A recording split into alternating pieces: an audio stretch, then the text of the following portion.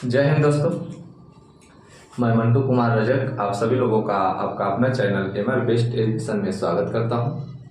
तो चलिए आज का हमारा सेशन है प्रश्नावली 6.3 को आज हम लोग देखेंगे।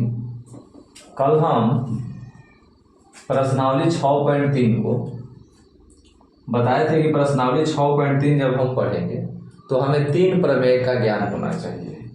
एक प्रमेय 6.3, एक प्रमेय 6.4 और एक प्रमेय 6.5। ठीक है।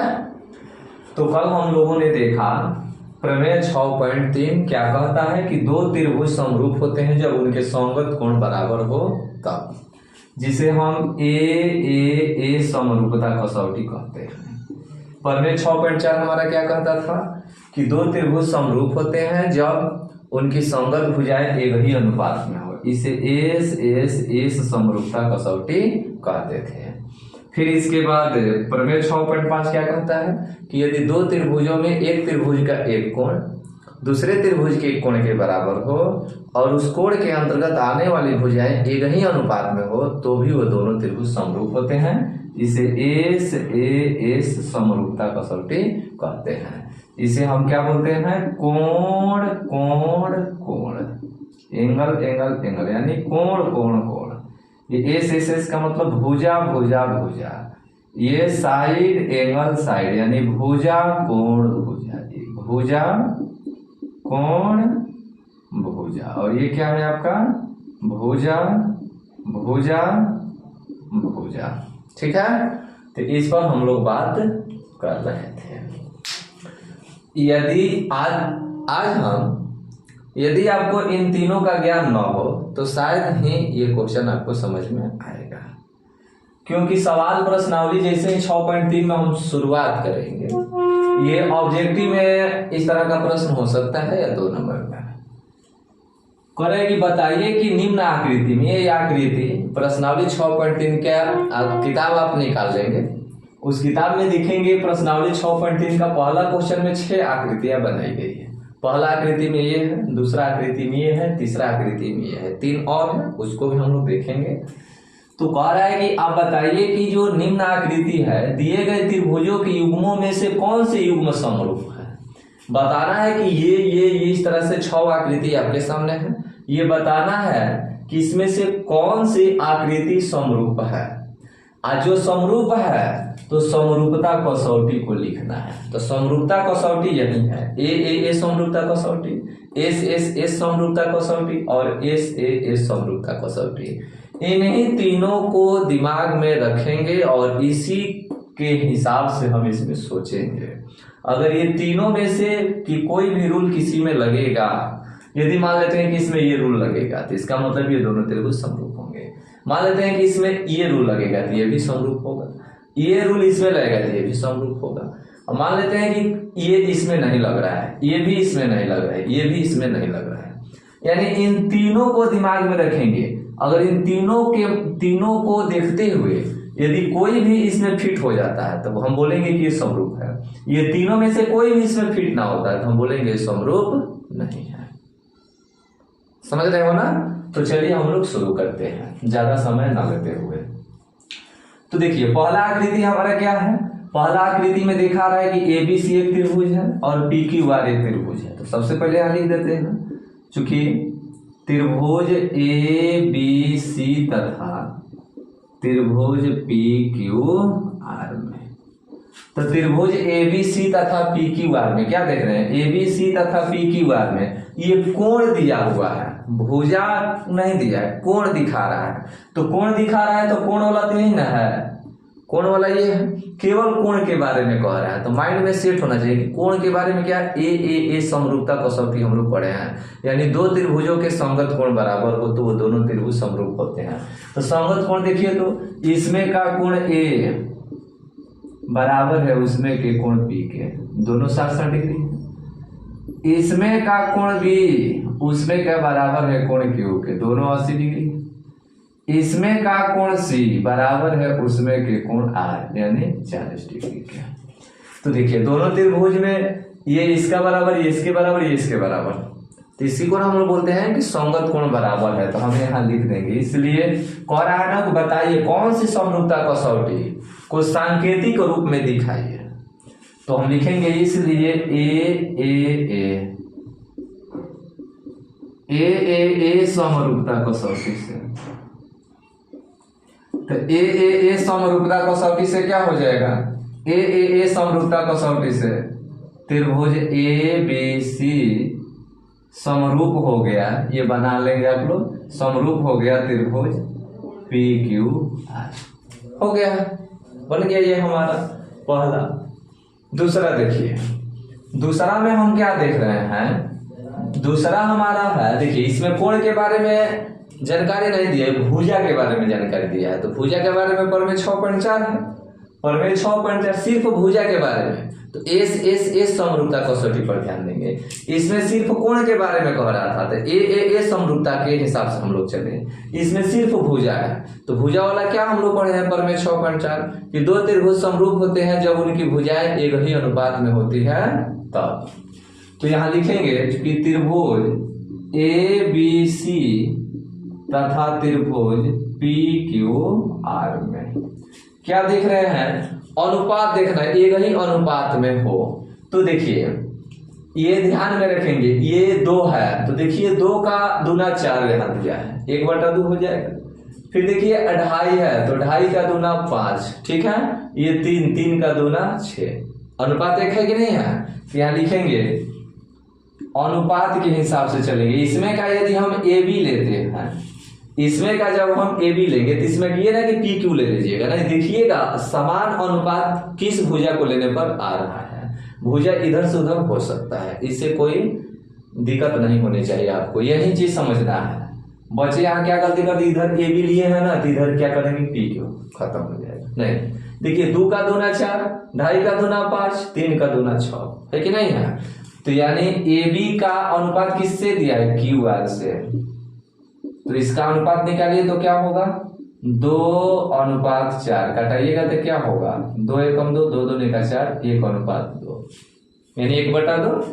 फिर इसके बाद BC बटा में क्या लिखेंगे, 2.5 दूना 5 PR, यानी वैल्यू रखेंगे आप लोग।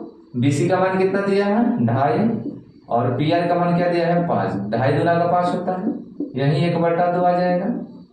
फिर इधर देखिए इसमें का हम AC लेंगे और उसमें का आप PQ लेंगे।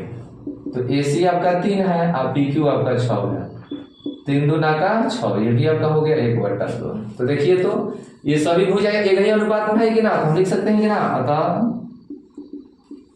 AB बटा में PQ बराबर BC बटा में PR बराबर AC बटा में PQ बराबर 1/2 है। सब समान अनुपात में, एक ही अनुपात में है। तो ये बताइए तो किस नियम से होगा, इसलिए एस समरूपता कसौटी से क्या हो गया, त्रिभुज ABC समरूप हो गया त्रिभुज PQR, ठीक है ना। चलिए तो ये आपका समरूप हो गया, इसमें कोई दिक्कत ना है। चलिए आगे हम लोग देखते हैं तीसरा में हम लोग त्रिभुज LMP और त्रिभुज DEF में क्या देखते हैं, इसमें भी अनुपात से ही संबंधित है। तो देखिए 2 का दूना 4, 3 का दूना 6, 2.7 का दूना क्या होता है 5.4। तो इसका नहीं दिया है, इसका मतलब कि ये समरूप हमारा नहीं है। कोण के बारे में कुछ कहिए नहीं रहा, सिर्फ भुजा के बारे में कह रहा है। तो भुजा से संबंधित तो वही है कि 2 त्रिभुजों की संगत भुजाएं एक ही अनुपात में हो तो समरूप होती है। तो हम क्या देख रहे हैं, MP इसका दूना 4 तो मिल रहा है DE, तो ये 2/4 यानी 2 एकम 2, 2 दूना का 4 यानी 1/2 मिल जाएगा। इसमें का LP बटा में DF 3/6 यानी 3 एकम 3, 3 दूना का 6, 1/2। फिर इसके बाद इसमें का LM बटा में EF बचा है, तो निकालिएगा 2.7 बटा में 5, तो ना हो पाएगा। इसका मतलब हम क्या बोल सकते हैं, तो एम पी बटा में डी ई बराबर है एल पी बटा में डी एफ के, अब बराबर ना है एल एन बटा में डी एफ के। इसका मतलब कि ये दोनों त्रिभुज समरूप नहीं है। लिख देंगे अतः त्रिभुज एल एम पी समरूप नहीं है त्रिभुज डी ई एफ के। हो गया, ठीक है। अगला देखते हैं हम लोग, इसको उतारिए, तब तक हम उसको उतारते हैं चौथा पांचवा छठवा को।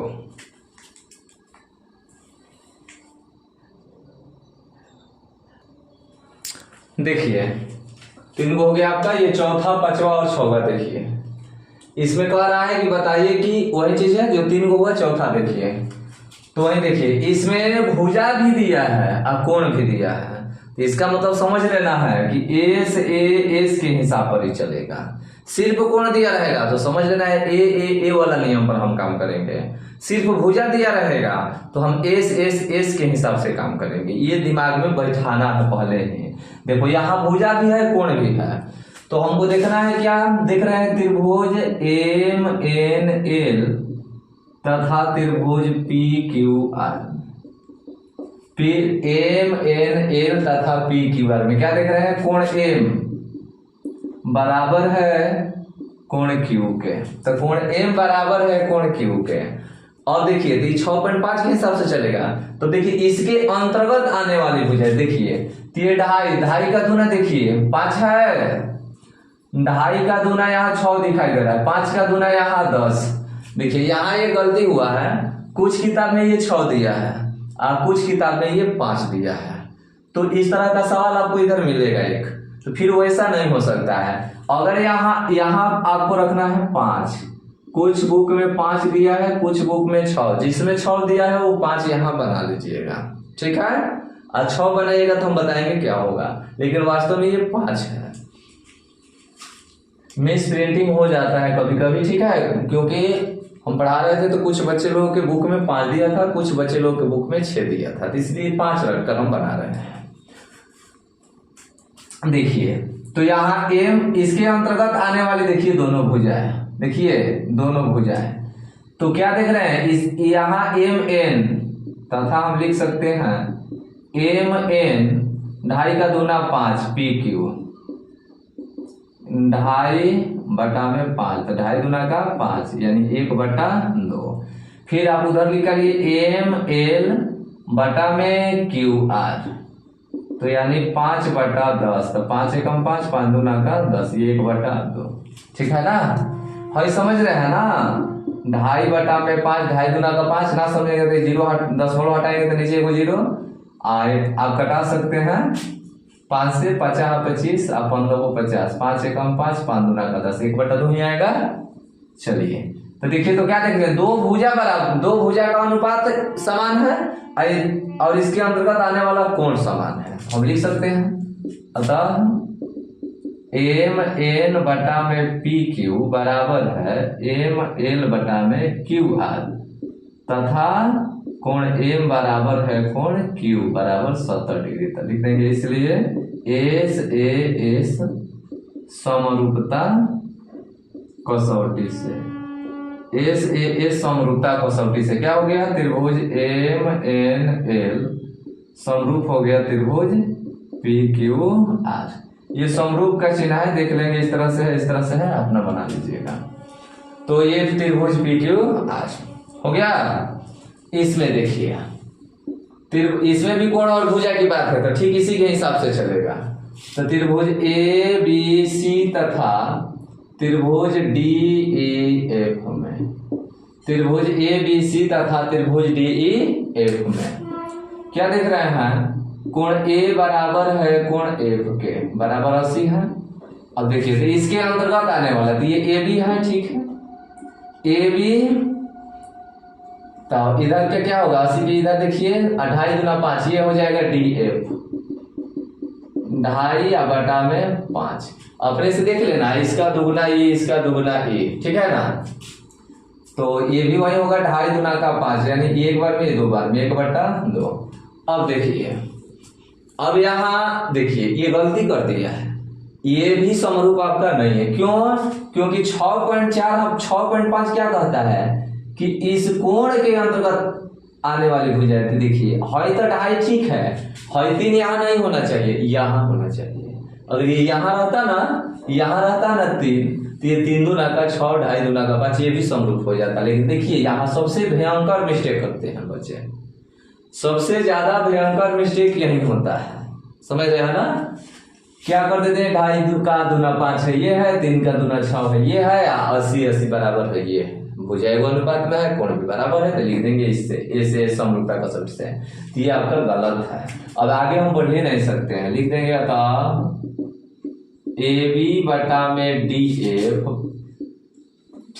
बराबर ना है किसके, AC बटा में EF के। तो इसलिए त्रिभुज ABC समरूप नहीं है त्रिभुज DEF के, ठीक है।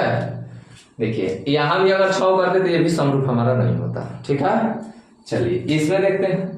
देखिए इसमें पता है कोण के बारे में सिर्फ कह रहा है, तो सिर्फ ए वाला रूल काम करेगा। एक चीज हमेशा ध्यान दीजिएगा, जब किसी त्रिभुज में जब 2 कोण का मान दिया रहता है तो तीसरा आप निकाल कर ही बनाइएगा, ऐसे भी ये बन जाएगा। लेकिन आपको प्रयास क्या करना है कि जब किसी त्रिभुज में 2 कोण दिया हो तो तीसरा कोण जरूर आप निकाल लीजिएगा, आपको सुविधा होगा। त्रिभुज के तीनों कोणों का जो 180 होता है सब लोग जानते हैं। तो देखिए तो 8, 7, 80 या 70 150 होता है, तो 180 में कितना कम है, 30 कम है, यानी भाई 30 डिग्री होगा। इधर देखिए 80 या 30 क्या, 80 या 30 110, कितना कम हो रहा है 180 में 70 कम हो रहा है, ये आपका 70। और देखिए एकदम आसानी से दिखाई दे रहा है, त्रिभुज DEF तथा त्रिभुज PQR में क्या देख रहे हैं, कोण D बराबर कोण P बराबर 70 डिग्री है, कोण E बराबर कोण Q बराबर 80 डिग्री है, कोण F बराबर कोण R बराबर 30 डिग्री है। तो अतः ए समरूपता कसौटी से, ठीक है ना। ए समरूपता कसौटी से क्या हो जाएगा, त्रिभुज DEF समरूप हो गया त्रिभुज PQR के। क्लियर है? तो ये था आपका प्रश्नावली 6.3 का क्वेश्चन नंबर 1। अब यहां क्या हम करेंगे, देखिए इस पर एक ऑब्जेक्टिव सवाल में ध्यान रखेंगे, कभी कभी दे देता है इस तरह का सवाल ऑब्जेक्टिव में, तो आप इसी तरह से निकालेंगे। बस ध्यान में रखेंगे त्रिभुज के तीनों कोणों का योग, त्रिभुज के तीनों कोणों का योग 180 डिग्री होता है, इसके हिसाब से बना। जैसे देखिए हमें क्वेश्चन दे रहे हैं, ये पहला क्वेश्चन आपका हो गया।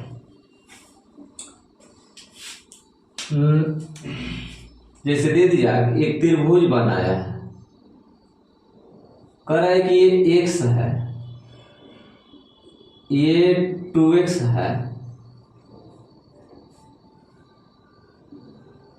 और ये आपका 4x है, या ये भी आपका 2x है, कुछ दे देगा। अब कह देगा कि बताइए आप कि ये कोण क्या होगा, ये कोण क्या होगा, ये कोण क्या होगा। तो बस कुछ ना करना है, त्रिभुज के तीनों कोणों का जो, त्रिभुज के तीनों कोणों का जो क्या होता है 180, इसी पर बना देना है।